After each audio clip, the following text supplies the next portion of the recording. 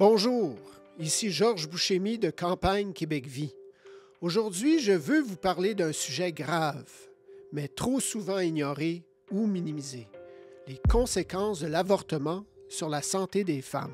En juillet 2025, l'Université de Montréal a publié une étude capitale. Elle confirme ce que plusieurs recherches internationales avaient déjà affirmé. Les femmes qui subissent un avortement courent des risques accrus de souffrir de graves problèmes de santé mentale. C'est une nouvelle qui devrait être relayée partout parce qu'elle touche directement la vie et le bien-être de milliers de Québécoises. L'étude a comparé les femmes ayant subi un avortement provoqué aux femmes ayant mené une grossesse à terme ou ayant eu une morti-naissance, autre grossesse, en d'autres mots. Résultat, les hospitalisations psychiatriques sont plus du double après un avortement. Le risque de troubles liés à la consommation de substances multiplié par 2,5. Les tentatives de suicide multipliées par 2,2. Et ce n'est pas tout. Les risques sont encore plus élevés chez les femmes de moins de 25 ans et chez celles ayant des antécédents de santé mentale. En chiffres, 104 hospitalisations par 10 000 femmes par année après un avortement contre seulement 42 après une autre grossesse. C'est énorme! Les données montrent une association forte et persistante entre l'avortement et des hospitalisations en santé mentale, surtout dans les 5 premières années après l'avortement. Même si les auteurs notent que d'autres facteurs, comme l'âge ou des antécédents psychiatriques, jouent un rôle, l'avortement demeure un marqueur important de vulnérabilité. On accuse souvent CQV et les autres pro-vie de propager des fausses nouvelles. On dit que nous culpabilisons les femmes en affirmant que l'avortement blesse. Mais que disent les faits? En 2011, le British Journal of Psychiatry a publié une méta-analyse portant sur 877 000 femmes. Elle a trouvé que l'avortement était associé à une hausse de 81 % du risque global des problèmes psychologiques. En Nouvelle-Zélande, une étude sur 30 ans a révélé une hausse d'environ 30 % de troubles mentaux chez les femmes ayant avorté, même après ajustement pour les conditions sociales.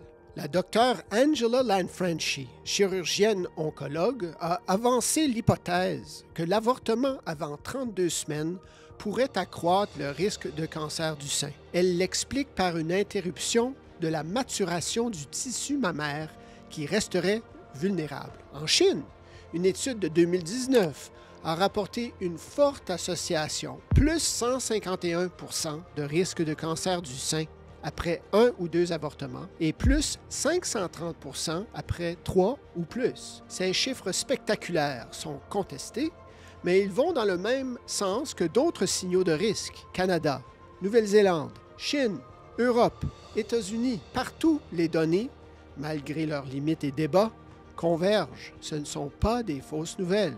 Ce sont des résultats publiés dans des revues scientifiques. Même si le consensus complet n'existe pas, la tendance est claire. Derrière ces statistiques, il y a des femmes. Une étude américaine de 2023 a montré que 60 % des femmes ayant avorté auraient préféré donner naissance si elles avaient reçu plus de soutien. Et 67 % disent que leur avortement était contraire à leurs valeurs ou subi sous contrainte. Beaucoup souffrent de cauchemars, de flashbacks, d'un stress post-traumatique semblable à celui des victimes d'agression. D'autres décrivent des regrets intenses, des pensées récurrentes sur l'enfant qui aurait pu naître. « J'aurais gardé mon bébé si j'avais eu de l'aide. » Voilà le témoignage que nous entendons trop souvent. Il faut aussi comprendre que beaucoup d'avortements ne sont pas vraiment désirés. Plus d'une femme sur 2 dit avoir subi une pression directe de son partenaire. Certaines ont été poussées par leurs parents. D'autres se sentent acculées par la précarité financière ou par les études. Quand une femme avorte à contre-cœur, les traumatismes sont encore plus profonds. C'est pour cela que nous lançons une pétition citoyenne adressée aux ministres Martine Biron et Christian Dubé. Nous demandons 3 choses. 1. Une campagne provinciale de sensibilisation. 2. Un programme de soins pluridisciplinaires après un avortement. Et 3. la formation du personnel de santé. Cette pétition n'est pas idéologique, elle est humaine. Elle veut briser le silence, reconnaître la souffrance et apporter des solutions. Certains disent que parler de traumatisme post-avortement, c'est culpabiliser les femmes. Mais reconnaissez-vous la souffrance d'une personne pour la culpabiliser? Non. Vous le faites pour l'honorer. Le véritable manque de compassion, c'est de nier sa douleur. La vérité, c'est que l'avortement blesse et la science le confirme. L'avortement blesse les femmes. Le silence blesse encore plus. Alors agissons. Signez la pétition sur notre site Web. Le lien sera dans la description de cette vidéo. Partagez-la avec vos proches. Et si vous souffrez, contactez-nous. Au Canada, c'est le 1-855-871-4442 ou aide@enceinteinquiète.org. Ensemble, faisons en sorte que plus aucune femme ne soit laissée seule avec ses blessures invisibles. Merci.